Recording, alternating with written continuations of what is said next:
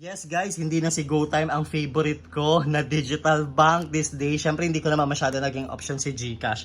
Ito e-wallet ko lang talaga siya. Si Maya din, parang e-wallet ko lang. But in terms of savings talaga and all the transactions that I have to make, ang tagal ko naging option or first option si GoTyme. I swear, sobrang tagal. But yes, right now, meron na akong bagong favorite na digital bank. At siya na yung talagang, well, number one ko na ginagamit. No? When I say number one na ginagamit, dyan ako nagde-deposit, dyan na yung halos lahat ng transactions ko talaga. At yon ay walang iba kundi, wala pa ako yung physical card. I'm not sure kung nagdi-distribute na sila ng physical card. Pero may notice sila or may advisory sila na magdi-distribute na sila ng kanilang mga physical cards, no? I'm waiting for that. I'm excited for that. Yung physical card ng Uno Digital Bank. Yes. Nasabi ko na guys, my number one favorite digital bank this actually 2024 ng latter part na yung Uno Digital Bank. Bakit ko siya favorite at bakit ngayon ko lang siya na-discover, no, sa medyo matagal na rin pala siya sa market. Pag-uusapan natin yan sa video na to guys. The way your body syncopates, you're driving me crazy.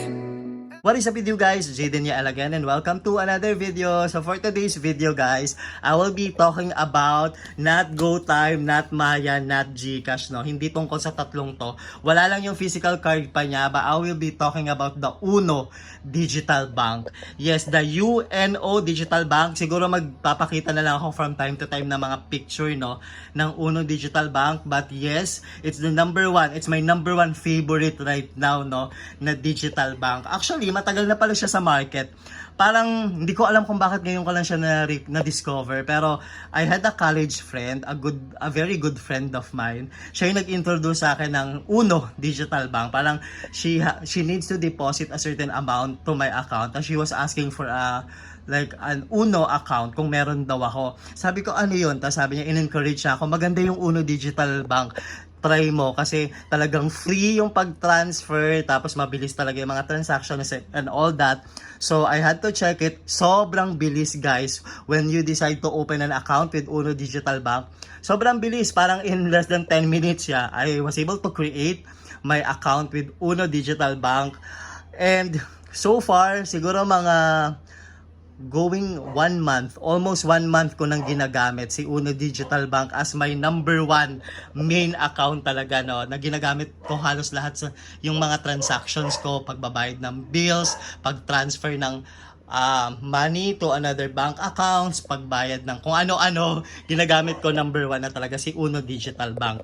So bakit ko ba siya naging favorite? Sige. So una, syempre Uno Digital Bank actually accredited or parang isa yan talaga sa was the accreditation the proper term to use? Parang accredited siya. Siguro baka proper naman or there's another term na mas applicable to use. Pero accredited si Uno Digital Bank ng Bangko Sentral ng Pilipinas, 'di ba? Para nakikita natin 'yun pag meron pa ICDC ba 'yon? Parang yung insurance, ibig sabihin kapag member ng ganon, insured talaga yung pera mo, 'di ba? Up to maximum 500,000 nga ata yung nakikita ko The Uno Digital Bank is actually accredited ng Bangko Sentral ng Pilipinas. So malaking bagay yan actually kasi hindi naman lahat ng mga digital banks, no, merong mga malalaking digital banks na when I say malalaki talagang ang dami na nilang subscribers, ang dami na nilang account holders, pero hindi naman sila accredited ng Bangko Sentral ng Pilipinas. With Uno Digital Bank, that was not the case kasi talagang may accreditation ito from Bangko Sentral ng Pilipinas. So there's like an assurance din, no, in a way. Actually, na-experience ko yan kasi nag-transfer ako ng 10,000, no, to my GCash account using my Uno Digital Bank. Tapos hindi siya na-transfer. Apparently, meron palang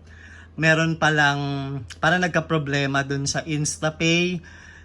Yun lang, medyo matagal bago talagang bumalik. Pero ang na-appreciate ko talaga, another reason why I like Uno Digital Bank, no, nag-switch na ako from GoTyme to Uno Digital Bank kasi sobrang responsive ng customer care nila. Sobrang bilis kausap, tapos nagre-reply talaga. So, 'di ba? Gusto mo yung bangkong ganun yung alam mo na pag may concern ka, minsan emergency, yung concern mo, talagang makaka-reply sila agad-agad sa'yo. Uno Digital Bank, ganun siya, no? So, naayos agad nila yung problem ko na yon, nabalik naman agad yung 10,000 sa account ko. So, that's another reason why I prefer Uno Digital Bank, no?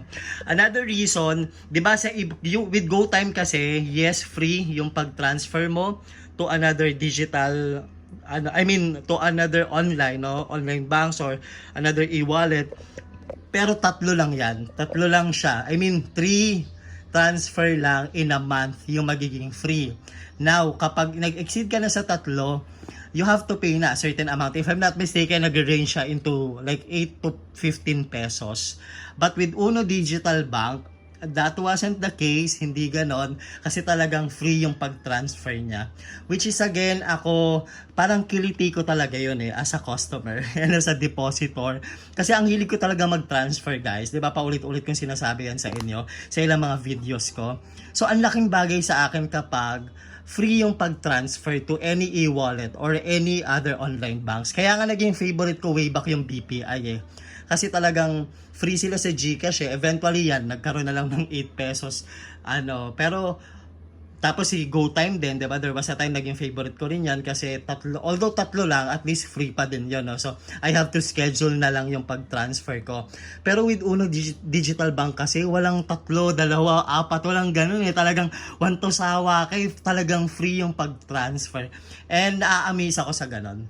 Wala, sobrang na-amaze lang ako. Gusto ko talaga si Uno Digital Bank. Yung yung feature nila na ganon, na free. Siguro may maximum yan, pero so far ang daming beses ko na nag-transfer, minsan malalaking amount pa, mga 10,000, mga ganon, minsan lagpas. Lagi namang free. 'Di ba, nakakatuwa? Sobrang nakakatuwa talaga.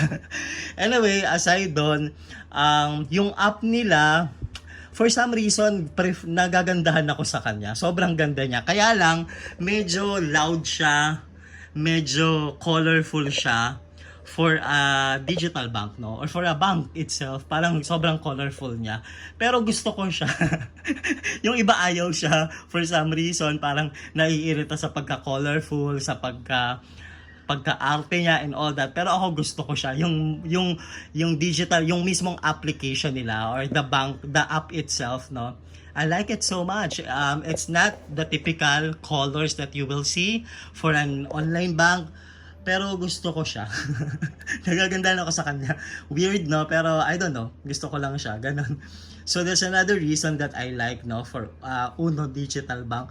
Actually, parang yung mga hindi ko gusto for mga traditional banks na nagkaroon ng applications, no, even yung mga online banks na that we have, parang na kay Uno Digital Bank. 'Di ba nagkakaroon ng issues, no, recently about GCash, mayroon ding issues about Maya. Wala pa naman masyadong issue kay GoTime, no, na nawawala ng yung mga deposit na pera, wala pa naman. Pero medyo annoying kay GoTime yung parang yun nga, para may maximum na sila na free pag nag-deposit ka sa any Robinson supermarket, no. Pero with Uno Digital Bank kasi parang, di ba, if you have issues with GoTime, I have issues with GoTime nga, no, dahil doon sa maximum na pag-deposit mo, tas meron ng kaltas pag nagpas ka na sa 2 in a month, ganon. May issues with GCash, parang yung pera, nagkakawalahan and all, even kay Maya, minsan nagagamit yung credit, no, tapos you have to pay pa.